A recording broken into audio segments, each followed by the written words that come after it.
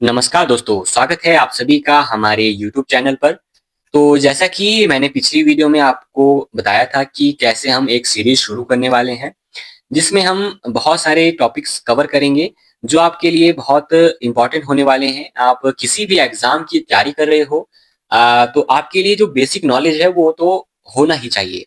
तो आज की वीडियो में हम हिंदी ग्रामर के 100 इम्पोर्टेंट प्रश्न करने वाले हैं, जो किसी न किसी एग्जाम में आए हुए हैं या फिर जो एक प्रकार से बहुत ही महत्वपूर्ण प्रश्न आप जिनको कह सकते हैं।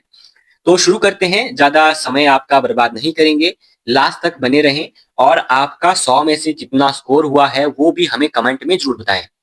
तो हमारा आज का जो पहला प्रश्न है वो है, भाषा की सबसे छोटी इकाई क्या है? तो इसका जो आपको राइट आंसर है वो पता होगा ही। तो ऑप्शन ए है शब्द, बी व्यंजन, सी स्वर या डी वर्ण। तो भाषा की जो सबसे छोटी इकाई है वो है वर्ण। वर्णमाला किसे कहते हैं ये तो आपने बचपन से ही पढ़ा ही होगा। तो वर्णों के जो व्यवस्थित समूह है उसको वर्णमाला कहा जाता है।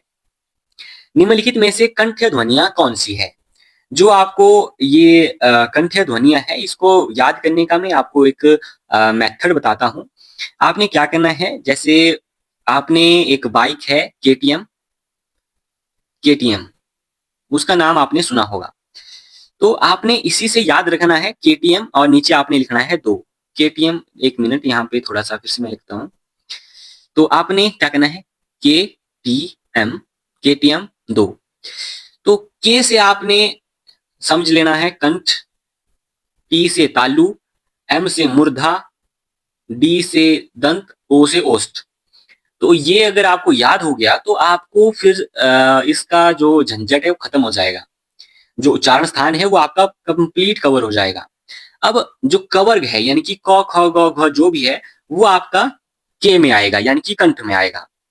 फिर क के बाद जो च छ वो आएगा आपका तालु में। फिर आपका ट ठ जो भी है आगे को वो आएगा आपका मूर्धा में। और त थ द ध वो आपका दंत में आएगा। और प फ ब भ वो आपका ओष्ठ में आएगा। ये आपको बिल्कुल ऐसे ही याद हो जाएगा अगर आपने इसको याद रखा केटीएम दो। तो चलिए नेक्स्ट पे चलते हैं। अगला प्रश्न है, तो हाँ इसको कर लेते हैं। जो कंठ ध्वनियां है कौन सी है? क ख, य र, च ज, ट ण। तो इसका जो राइट आंसर हो जाएगा क ख। तो क और जो ख है उनका उच्चारण स्थान है कंठ। स्थान के आधार पर बताइए कि मूर्धन्य व्यंजन कौन से हैं? तो इसका जो राइट आंसर हो जाएगा ड ढ। निम्नलिखित में से अल्प प्राण कौन से हैं? देखिए आपको पता होना चाहिए अल्प प्राण कौन से होते हैं और महाप्राण कौन से होते हैं।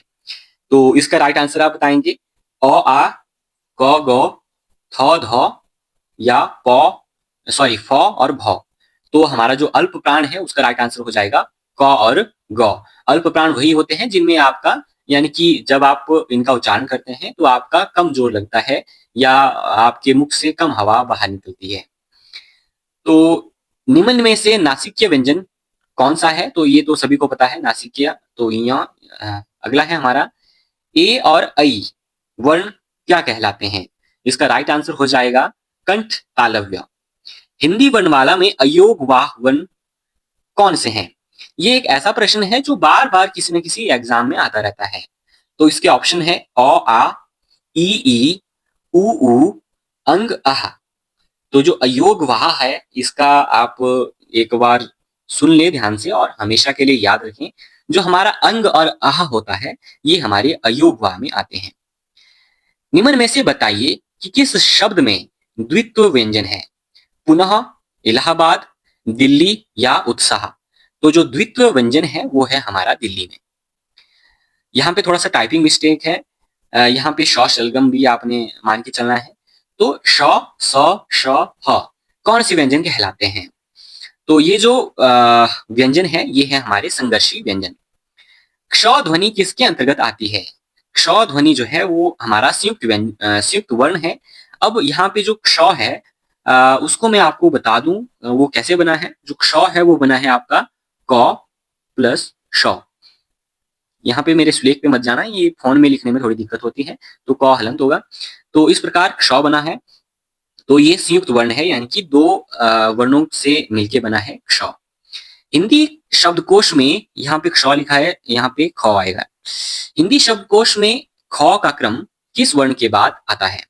तो ये तो ऐसे ही नॉर्मल सा प्रश्न है, तो क के बाद ख आता है। अब देखिए जो ज्ञ वर्ण है किन शब्दों के संयोग से बना है, ये भी बहुत इंपॉर्टेंट है, बहुतों को आता भी होगा, तो जल्दी से कमेंट करें जो ज्ञ वर्ण है किन वर्णों के संयोग से बनता है। तो इसका जो राइट आंसर हो जाएगा वो होता है ज प्लस य, और जो ज है वो हलंत होता है। अघोष वर्ण कौन सा है? इनमें से अघोष वर्ण कौन सा है? अ, ज, ह या फिर स? आपका राइट आंसर हो जाएगा स। घ का उच्चारण स्थान क्या है? ये आपको मैंने पहले ही बता दिया है, याद रखना है KTM 2 और उसके हिसाब से आपने सारे याद कर लेने हैं। तो घ का क ख ग घ का बताया मैंने आपको कंठ। इनमें से संयुक्त व्यंजन कौन सा है? जो संयुक्त व्यंजन है वो ज्ञ है, अभी मैंने बताया ज और य से मिलकर बना है। निम्नलिखित में से कौन सा वर्ण उच्चारण की दृष्टि से दंत्य नहीं है? यानी कि इनमें से कौन ऐसा वर्ण है जिसका उच्चारण स्थान दंत नहीं है? तो ट थ द ध न, ये जो मैंने आपको बताए थे दंत है, लेकिन इसमें से जो ट है वो दंत नहीं है। अब आपने कमेंट करना है, अभी मैंने आपको बताया है टवर्ग यानी कि ट ठ ड ढ, इनका उच्चारण स्थान कहाँ है, इसको कमेंट करें। क ग ज फ ध्वनियां किसकी हैं? तो ये जो ध्वनियां हैं वो है अरबी और फारसी की। हिंदी में मूलतः वर्णों की संख्या कितनी है?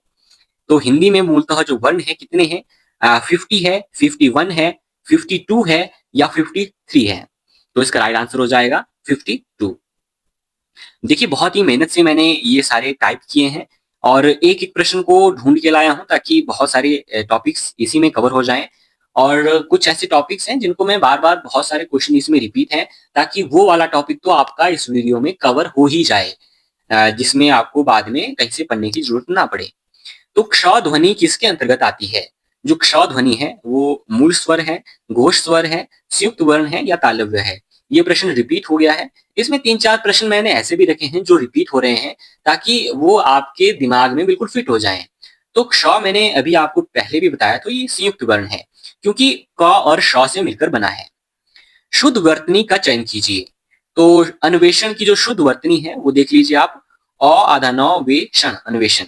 जाह्नवी का शुद्ध वर्तनी देख लीजिए आप, ऑप्शन बी जाह्नवी। ह के नीचे हलंत, ये मैंने टाइप किया है बड़ी मुश्किल से, तो एक बार ध्यान से देख लीजिए जाह्नवी कैसे लिखते हैं। दो वर्णों के मेल से होने वाले विकार को क्या कहते हैं? संधि कहते हैं, समास कहते हैं, उपसर्ग कहते हैं या फिर प्रत्यय कहते हैं? तो इसका राइट आंसर हो जाएगा संधि। दो वर्णों के मेल से होने वाले विकार को संधि कहा जाता है। दयानंद में प्रयुक्त संधि का नाम क्या है? गुण संधि, दीर्घ संधि, व्यंजन संधि या फिर यण संधि? तो दयानंद में आएगी आपकी दीर्घ संधि। कपीश में प्रयुक्त संधि का क्या नाम है? तो कपीश में कौन सी संधि लगेगी? वृद्धि, दीर्घ, विसर्ग या फिर यण संधि? कपीश में आएगी आपकी दीर्घ संधि। सदैव में प्रयुक्त संधि का नाम क्या है? सदैव में आपकी लगेगी कौन सी? स्वर संधि। सदैव का संधि विच्छेद भी आप कमेंट कर सकते हैं। तो सदैव का जो संधि विच्छेद होगा सदा प्लस एव। पवित्र का सही संधि विच्छेद क्या है? प प्लस इत्र, पव प्लस इत्र, पू प्लस इत्र या फिर पो प्लस इत्र? इसका राइट आंसर हो जाएगा ऑप्शन नंबर डी, पो प्लस इत्र। इत्यादि का संधि विच्छेद इति प्लस आदि। निरर्थक का सही संधि विच्छेद क्या है? तो इसका तो आपको पता ही है, इसमें विसर्ग संधि होगी। और ऑप्शन सी निहि प्लस अर्थक। ऑप्शन सी और ऑप्शन डी में आपको ध्यान रखना है, निहि आएगा, निरह नहीं आएगा। तो ऑप्शन सी निहि प्लस अर्थक निरर्थक। धरेश का सही संधि विच्छेद धरा प्लस अश, धर प्लस ईश, धरा प्लस ईश, धरा प्लस ईश? तो इसका जो राइट आंसर है ऑप्शन सी धरा प्लस ईश। आशीर्वाद का सही संधि विच्छेद। देखिए जो आशीर्वाद शब्द है इसका कई बार शुद्ध वर्तनी में भी सवाल आ जाता है। तो आशीर्वाद को एक बार देख लें कैसे लिखते हैं। तो जो व है उसके ऊपर र लगता है। कई बार हम शी के ऊपर जो र है वो लगाते हैं। तो आशीर्वाद देख लीजिए ध्यान से। तो इसमें जो संधि है वो है आशी प्लस वाद, ऑप्शन बी। महेश का सही संधि विच्छेद क्या है? तो महेश का सही संधि विच्छेद हो जाएगा हमारा ऑप्शन बी, महा प्लस ईश। सम्मति का सही संधि विच्छेद क्या है? ये तो आपने बहुत बार सुना होगा, तो इसका हो जाएगा ऑप्शन बी सत प्लस मति। अन्वय का सही संधि विच्छेद क्या है? तो अनु प्लस अय। परोपकार में प्रयुक्त संधि का नाम क्या है? तो परोपकार में है हमारी गुण संधि। निश्चल का सही संधि विच्छेद निश प्लस चल, निस प्लस चल, निश प्लस चल या निह प्लस चल। तो निश्चल का सही संधि विच्छेद निह प्लस चल। सपत-ऋषि का सही संधि विच्छेद क्या है? तो इसका ऑप्शन हो जाएगा ऑप्शन बी सपत प्लस ऋषि। स्वागत में प्रयुक्त संधि का नाम बताएं, तो इसका सही आंसर हो जाएगा यण संधि। दिगंबर में प्रयुक्त संधि का नाम बताएं, दिगंबर में होगी आपकी व्यंजन संधि। प्रत्युपकार का सही संधि विच्छेद क्या है? तो प्रति प्लस उपकार, प्रत्युपकार। अच्छा, उपसर्ग क्या होता है? अब आपको ये भी समझना चाहिए, जब आप प्रत्यय और उपसर्ग करते हैं तो उपसर्ग क्या होता है? उपसर्ग आपको उप से याद रखना है। उप का मतलब होता है पहले, यानी कि शब्द के पहले आने वाला उपसर्ग और शब्द के बाद आने वाला प्रत्यय। तो यहाँ पे आपका राइट आंसर हो जाएगा ऑप्शन ए शब्द शब्द के आदि यानी कि आरंभ में, यानी कि शब्द के जो पहले लगता है वो उपसर्ग और बाद में प्रत्यय। उपसर्ग और प्रत्यय के मैंने बहुत सारे प्रश्न लाए हैं आपके, ताकि आपको बाद में कभी उपसर्ग प्रत्यय देखना ना पड़े। तो जो धातु या प्रत्यय के अंत में लगता है, जो धातु या शब्द के अंत में लगता है उसे क्या कहते हैं? उसे प्रत्यय कहते हैं। अब देखिए यहाँ पे प्रश्न है, प्रख्यात में प्रयुक्त उपसर्ग क्या है? जब आप इसका संधि विच्छेद करेंगे, जो इसके पहले जो लगेगा वो आपका उपसर्ग होगा, तो प्रख्यात में आएगा आपका प्र। प्रति उत्पन्नमति में कौन सा उपसर्ग है? तो इसका जो राइट आंसर हो जाएगा प्रति। प्रति इसमें उपसर्ग है और लास्ट में जो शब्द है हमारा उत्पन्नमति, तो उसका पूरा हो जाएगा प्रति उत्पन्नमति। गगन शब्द को विपरीतार्थक बनाने के लिए आप किस उपसर्ग का प्रयोग करेंगे? जैसे मैंने आपको बताया उपसर्ग पहले लगता है, तो इनमें से आप ऐसा कौन सा उपसर्ग पहले लगाएंगे जिससे ये गगन का विलोम शब्द बन जाए? आपके ऑप्शन है उप, आ, प्रति, अनु। तो आपका राइट आंसर हो जाएगा आ।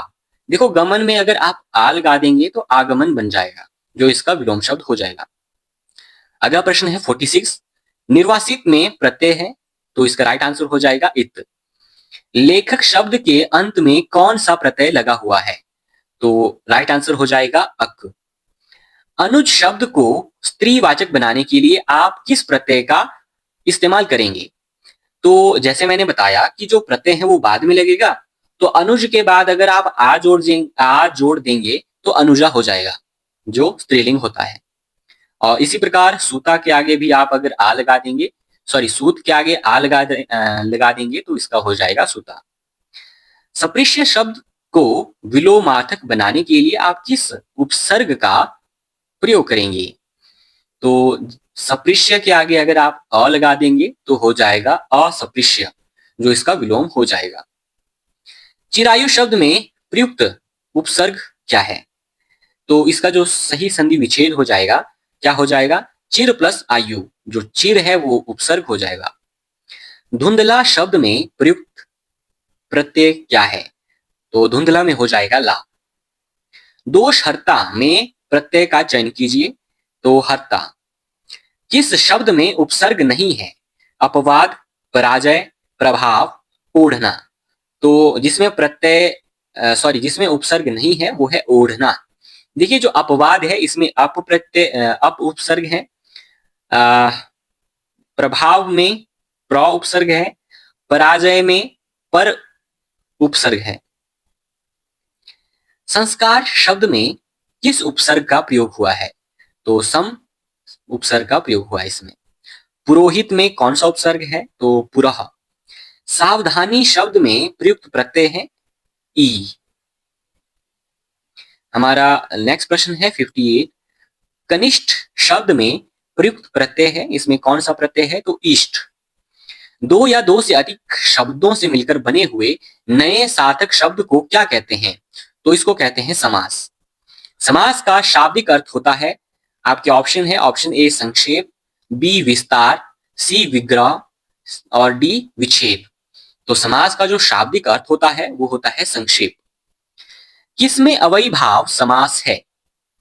तो अव्ययीभाव समास है प्रतिदिन। देखिए यहाँ पे प्रतिदिन में प्रति जो है वो अव्यय है, और जिन भी समासों में अव्यय लगता है पहले में, तो वे अव्ययी भाव समास कहलाते हैं। इसका एक और उदाहरण है यथाशक्ति, जो आपने बहुत बार सुना होगा। दशानन में कौन सा समास है? अब यहाँ पे आपने ध्यान देना है। यहाँ पे जब आप देखेंगे तो जो 10 है, आप सोचेंगे कि यहाँ पे द्विगु होगा। बहुत सारे स्टूडेंट जिनको पता नहीं होता है, वे यहाँ पे द्विगु समास कर लेते हैं। हालांकि ऑप्शन में द्विगु नहीं है। जब गिनती या कुछ भी हो जैसे त्रिभुवन, तो वहां पे द्विगु समास होता है। लेकिन यहाँ पे द्विगु नहीं होगा, यहाँ पे होगा बहुव्रीहि। क्यों होगा? क्योंकि यहाँ पे किसी थर्ड पर्सन की बात हो रही है। दशानन जिसके 10 सिर हो, अर्थात रावण, यानी कि रावण जो थर्ड पर्सन है उसके बारे में बात हो रही है, तो यहाँ पे बहुव्रीहि होगा। उसी प्रकार आगे भी एक दो ऐसे उदाहरण है बहुव्रीहि को, आपको समझ आ जाएगा। यहाँ पे चौराहा, अब यहाँ पे आपको सिंपल सा लग रहा पता कि यहाँ पे 4 राहों का समूह यानी कि गिनती आ रही है, तो ऑप्शन डी द्विगु। पीतांबर, यहाँ भी बहुव्रीहि समास होगा। क्यों होगा? पीले हैं अंबर जिसके, यानी कि किसी दूसरे के बारे में बता रहे हैं। पीले वस्त्र किसके होते हैं? भगवान विष्णु के होते हैं, तो बहुव्रीहि समास हो जाएगा। नर नारी में कौन सा समास है? इसमें तो दिखती सी बात है, इसमें द्वंद्व समास हो जाएगा। देखिए यथाशक्ति को भी मैंने यहाँ पे टाइप किया हुआ है। यथाशक्ति का सही विग्रह क्या होगा? यथाशक्ति, शक्ति के अनुसार, और जो यथाशक्ति है ये भी अव्ययी भाव समास हो जाएगा। पाप पुण्य में कौन सा समास है? जो पाप और पुण्य है इसमें द्वंद्व समास है। ऑप्शन बी राइट आंसर हो जाएगा। लंबोदर में कौन सा समास है? तत्पुरुष, कर्मधारय, बहुव्रीहि या द्वंद्व? तो इसका जो राइट आंसर हो जाएगा बहुव्रीहि। इसी में इसमें भी ऐसा ही है। लंबोदर, लंबा है उदर जिसका, अर्थात भगवान गणेश। उदर हमारा पेट होता है, तो ऐसा इसमें थोड़ा कंफ्यूजन है। कंफ्यूजन ऐसा ही है, मुझे अभी यही याद आ रहा है कि ये गणेश से रिलेटेड होगा। बाकी इसको आप डबल चेक कर लें। होगा तो इसका बहुव्रीहि। देश प्रेम, देश प्रेम में कौन सा समास है? देश प्रेम में हमारा तत्पुरुष समास है। गौशाला, गौशाला में कौन सा समास है? गौशाला में होगा हमारा कौन सा? तत्पुरुष समास। नवग्रह, नवग्रह में द्विगु, क्योंकि यहाँ पे नव यानी कि 9 ग्रह गिनती आ रही है, तो द्विगु। वनवास में कौन सा समास होगा? तत्पुरुष होगा। उत्पत्ति के आधार पर शब्द के कितने भेद हैं? तो उत्पत्ति के आधार पर शब्द के 4 भेद हैं। कौन कौन से? तत्सम, तद्भव, देशज और विदेशज। अब हम बात करेंगे तत्सम, तद्भव, देशज, विदेशज। ये भी मैं आपको थोड़ा सा समझा लूंगा। तो मैंने बिल्कुल सिस्टम से टाइप किया हुआ है। आगे आपको एक एक शब्द के बारे में जानकारी मिलेगी। सबसे पहले तत्सम शब्द देख लेते हैं। संस्कृत के ऐसे शब्द जिन्हें हम ज्यों का त्यों उपयोग में लाते हैं क्या कहलाते हैं? वे कहलाते हैं तत्सम। जैसे संस्कृत में कोई शब्द है, उसको आप हिंदी में लाना चाहते हैं, और हिंदी में लाने के लिए वैसा का वैसा ही उसको रखते हैं, तो तत्सम हो जाएगा। उदाहरण के लिए अग्नि, संस्कृत में अग्नि बोलते हैं और हिंदी में आग बोलते हैं। जब हम अग्नि का प्रयोग हिंदी में करते हैं तो वो तत्सम होता है, लेकिन जब अग्नि की जगह हम आग बोलते हैं तो वो तद्भव हो जाएगा, क्योंकि हमने इसमें कुछ चेंज किया। लेकिन जब हम चेंज नहीं करते हैं, वैसा का वैसा ही बोलते हैं, तो वो तत्सम हो जाएगा। अब देखिए परीक्षा शब्द निम्नलिखित वर्गों में से किस वर्ग में आता है? तो जो परीक्षा है वो भी आ जाएगा तत्सम। लोटा शब्द क्या है? लोटा जो है वो देशज है। वकील किस भाषा का शब्द है? तो ये हमारी अरबी भाषा का शब्द है। चाय किस भाषा का शब्द है? चीनी, जापानी, अंग्रेजी या फ्रेंच? तो जो चाय है वो चीनी भाषा का शब्द है। स्टेशन किस भाषा का शब्द है? तो इसका राइट आंसर हो जाएगा अंग्रेजी। शंकर शब्द का अर्थ क्या है? शंकर शब्द का अर्थ है जो 2 भाषाओं के शब्दों से मिलकर बना जो शब्द है वो होता है शंकर। मक्षिका का तद्भव क्या है? अब देखिए यहां भी वैसा ही है। जो मक्षिका शब्द है वो संस्कृत का शब्द है, यानी कि तत्सम शब्द है। लेकिन जब इसको तद्भव बनाएंगे, यानी कि हिंदी में रूपांतरण करेंगे, तो इसका हो जाएगा मक्खी। वानर का तद्भव क्या है? तो वानर का हो जाएगा बंदर। किसी व्यक्ति, स्थान, वस्तु, भाव या विचार के द्योतक शब्द को क्या कहते हैं? तो इसको कहते हैं संज्ञा। व्युत्पत्ति के आधार पर संज्ञा के कितने भेद होते हैं? 3 होते हैं। कौन कौन से? व्यक्तिवाचक, जातिवाचक और भाववाचक। स्त्रीत्व शब्द में कौन सी संज्ञा है? तो भाववाचक संज्ञा। बुढ़ापा भी कौन सी संज्ञा है? भाववाचक संज्ञा है। निम्नलिखित में से कौन सा शब्द जातिवाचक संज्ञा है? आपके ऑप्शन है शहर, साकेत, मिठास या गंगा। तो जो जातिवाचक संज्ञा है वो शहर हो जाएगी। मित्रता भाववाचक संज्ञा से बनी है। जो मित्रता जो भाववाचक संज्ञा है वो किससे बनी है? तो जातिवाचक संज्ञा से बनी है। अर्थ के आधार पर संज्ञा के कितने भेद हैं? अर्थ के आधार पर कितने भेद हैं संज्ञा के? 5 भेद हैं। अब संज्ञा के पूरे जो 5 भेद हैं उनको बता दूं एक बार, कौन कौन से हैं? व्यक्तिवाचक, जातिवाचक, भाववाचक, समूहवाचक और द्रव्यवाचक। तो ये जो संज्ञा के 5 भेद हैं आपने याद रखने हैं। अगला है निम्नलिखित में से कौन सा शब्द द्रव्यवाचक संज्ञा है? तो इसका राइट आंसर हो जाएगा दूध। अब द्रव्यवाचक जो संज्ञा है उससे आपने ये नहीं समझना है कि इसमें केवल द्रव्य ही आएगा। द्रव्यवाचक संज्ञा में आपका सोना भी आ जाएगा, चांदी भी आ जाएगा, यानी कि ऐसी वस्तुएं द्रव्यवाचक संज्ञा कहलाती हैं जिनको आप नाप तोल सकें। जिनको आप नाप तोल सके उनको हम द्रव्यवाचक संज्ञा कहते हैं। तो दूध के साथ सोना, चांदी और भी बहुत कुछ ऐसा है जो द्रव्यवाचक संज्ञा में आएगा। अगला है कवि का स्त्रीलिंग रूप क्या होगा? बहुत से कई बार कॉम्पिटिटिव एग्जाम में आता है ये प्रश्न भी। तो पता तो होता है बच्चों को कवित्री आता है, पर कवित्री लिखते कैसे हैं ये पता नहीं होता है। तो इसका जो राइट आंसर है ऑप्शन ए हो जाएगा कवयित्री। य को छोटी की मात्रा और त्र को बड़ी की मात्रा, कवयित्री। हिंदी में शब्दों का लिंग निर्धारण किसके आधार पर होता है? तो संज्ञा के आधार पर होता है। कारक के कितने भेद हैं? ये तो आपको पता है 8 भेद हैं। कौन कौन से हैं वो भी पता होना चाहिए, और कौन कौन सी विभक्ति चिन्ह है वो भी आपको पता होना चाहिए। एक बार मेरे साथ आप समराइज कर सकते हैं। तो सबसे पहला है कर्ता, जिसकी विभक्ति होती है ने। तो कर्ता ने कर्म को कर्म से, संप्रदान का के लिए, अपादान से, संबंध का के की, अधिकरण में पर और संबोधन हे अरे। तो ये जो 8 हैं ये इसके भेद हैं और इनकी जो विभक्ति चिन्ह है ये भी आते हैं। और कुछ प्रश्न मैंने डाले भी ऐसे ही हैं, जैसे के लिए किस कारक का चिन्ह है? तो संप्रदान का चिन्ह है।